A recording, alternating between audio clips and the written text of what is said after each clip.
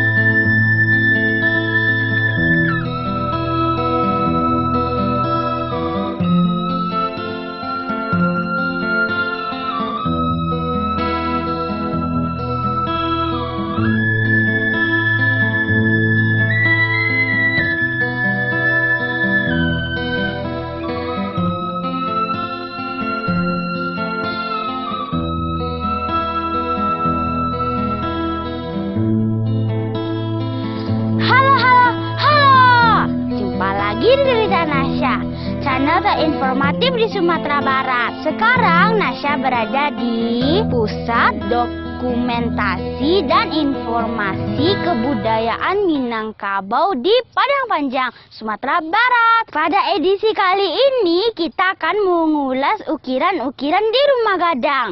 Tonton sampai habis ya. Jangan lupa di subscribe dulu. Tekan tombol warna merah di bawah ya. Karena subscribe itu gratis. Dan tekan tanda lonceng biar nggak ketinggalan cerita Nasya. Ini liputannya.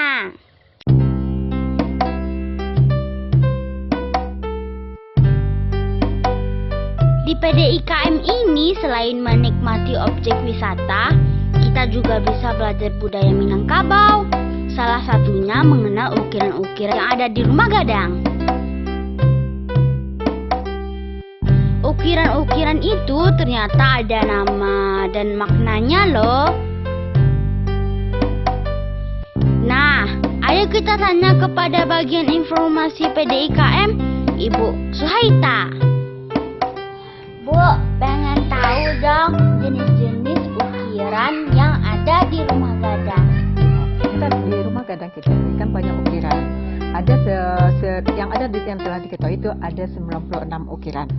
Yang terdiri dari berbentuk dari tumbuhan, dari hewan, juga berbentuk dari benda. Contohnya yang di tiang ini nama ukirannya kucing lalu. Kucing lagi tidur, ini melambangkan sifat yang tidak boleh ditiru, sifat orang pemalas.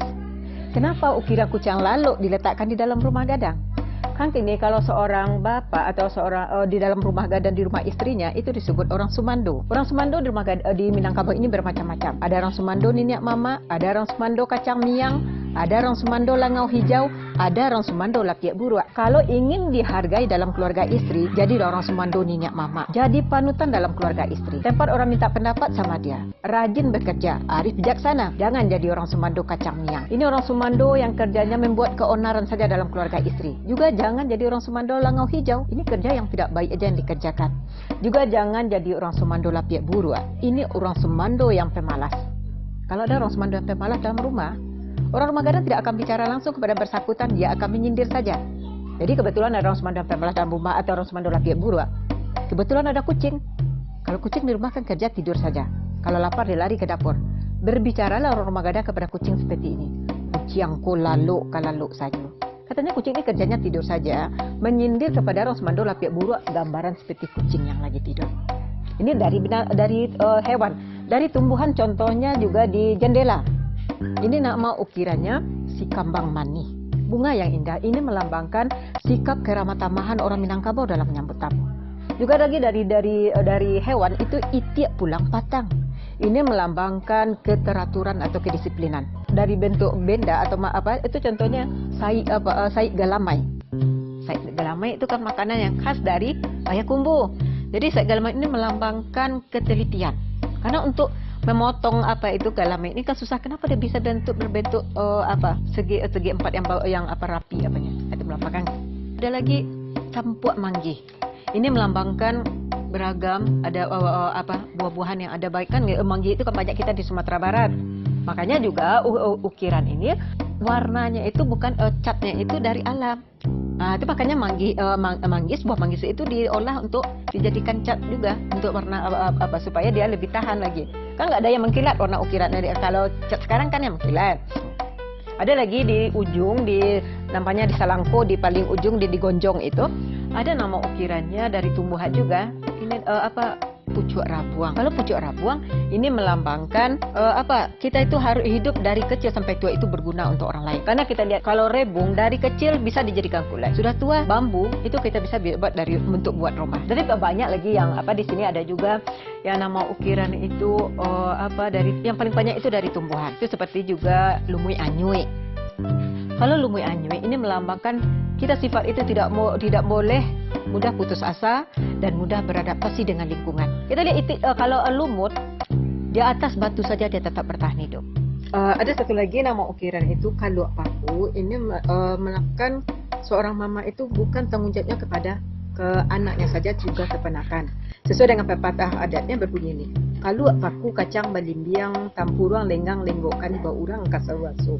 Anak di pangku kamanakan di bimbiang urang kampuang di petenggangkan tenggang adik dan bidasu.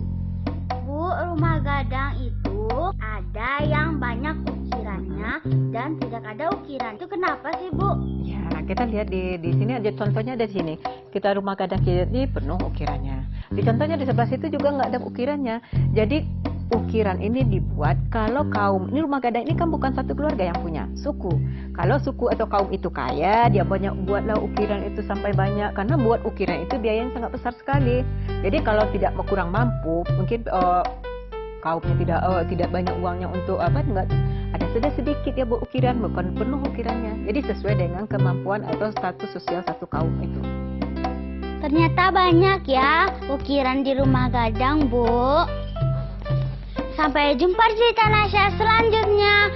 Jangan lupa tonton cerita Nasya setiap Rabu siang. Jangan lupa di share, like, dan subscribe ya. Dadah!